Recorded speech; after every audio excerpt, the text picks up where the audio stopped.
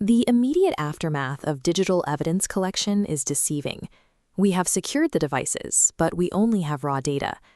Collecting digital evidence is only the beginning. Capturing terabytes of raw, encrypted, or hidden data provides no utility on its own. A hard drive full of binary code is meaningless until there is a systematic method to interpret the contents. The first step to solving this is digital evidence extraction. Digital evidence extraction is the process of identifying, isolating, and retrieving specific, relevant data artifacts from massive storage media. The second step is evidence analysis. Evidence analysis is the process of interpreting those extracted artifacts to answer exactly who, what, when, where, and how a digital event occurred. To see how investigators accomplish this, we will build a conceptual model of a computer system. We will layer extraction techniques starting from the physical disk, move up to volatile memory, and end with complex cross-device correlation. Raw data is not evidence. It only becomes a reliable record of events when it is systematically filtered, extracted, and contextualized. The baseline layer of any digital investigation is the physical storage media. Here, investigators rely on file system analysis. We start by examining the file directories, allocation tables, and file metadata. This establishes a foundational map of exactly what the user has saved on the drive. Next, we attempt deleted file recovery. There is a common misconception that emptying a computer's trash bin permanently erases a file. This animated diagram illustrates how a hard drive actually manages space.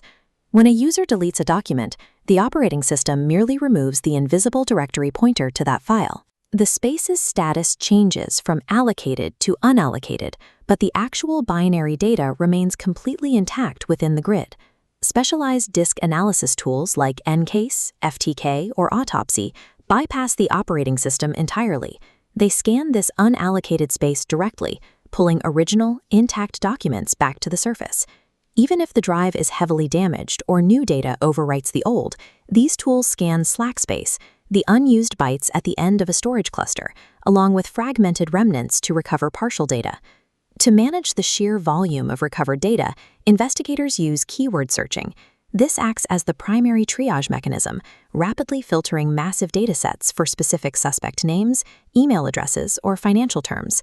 On a physical disk, deleted merely means hidden, making the file system the critical first frontier for finding intent. Moving up from user-created documents, we shift our focus to system-generated artifacts. These are records created automatically by the operating system. This diagram demonstrates how an operating system continuously routes behavioral data into storage vaults. The Windows registry is a complex data structure that stores settings for the operating system and applications. It acts as a central repository for forensic evidence. Inside the registry, investigators can extract highly specific artifacts.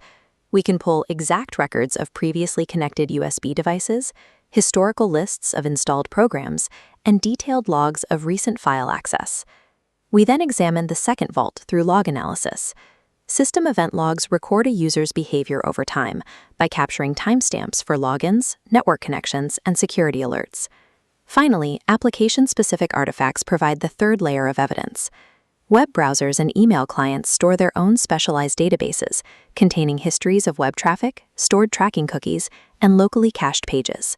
Because these applications use proprietary formats, extracting these databases require distinct, artifact-specific viewing tools. A suspect may routinely delete their personal files, but the operating system remains an invisible, continuous witness to their behavior. Static disk analysis has a major blind spot. Not all malicious or user activity is ever saved to the hard drive. This introduces volatile memory, commonly known as RAM. RAM is the temporary workspace a computer uses for active tasks, and it is dependent on continuous power. If the system is shut down, that data is lost. To capture this, we use memory analysis. Memory analysis is the process of extracting the active, running state of a computer mid-operation. Memory holds critical artifacts that do not exist on the static disk. This includes running background processes, active network connections, and unencrypted passwords held temporarily in plain text. This analysis is essential for uncovering malware designed to execute entirely in RAM, specifically to avoid leaving readable traces on the physical disk. Because this evidence is extremely fragile, extracting it requires strict live acquisition protocols and specialized memory forensic tools like volatility to dump the RAM before the machine is powered off. Memory analysis captures the live crime scene mid-execution. It provides active context that disappears once the power is cut. With the raw pieces extracted from both static storage and volatile memory, the workflow moves from identifying artifacts to analyzing their meaning. This is where investigators synthesize individual data points into a coherent narrative. A single, isolated artifact is rarely sufficient to prove intent or complete an investigation. This diagram illustrates data correlation.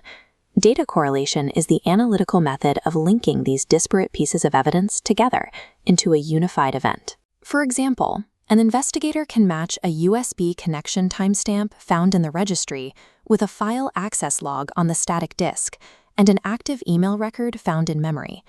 We then apply timeline reconstruction. Timeline reconstruction is the process where investigators take these correlated event notes and organize them chronologically to map the exact sequence of events. Investigators face major challenges at this stage. They must navigate massive data volumes while countering anti-forensic techniques like secure file deletion or encryption. To overcome these roadblocks, teams rely on automated artifact parsing and behavioral analysis. They also deploy cross-device analysis, simultaneously correlating activity across a suspect's smartphone, laptop, and cloud accounts. An attacker might hide or delete one isolated artifact. However, they cannot easily erase the correlated behavioral ripple effect left across multiple interconnected systems. The entire forensic pipeline operates on two distinct phases. Extraction isolates the digital traces, and analysis synthesizes those traces into a factual sequence of events. To guarantee the reliability of this process, investigators must practice strict tool validation. Tool validation is the process of testing forensic software to confirm it produces accurate, repeatable results. This diagram shows why verification is necessary. No single forensic software is flawless, and automated tools can occasionally misinterpret abstract or damaged data structures. Investigators must verify their outputs by cross-referencing results across multiple different software suites, combining manual analysis with automated parsing. In an environment defined by terabyte-scale storage and advanced obfuscation, finding a single hidden file is insufficient. Rigorous extraction and meticulous cross-artifact correlation are the only ways to transform raw binary data into investigative truth.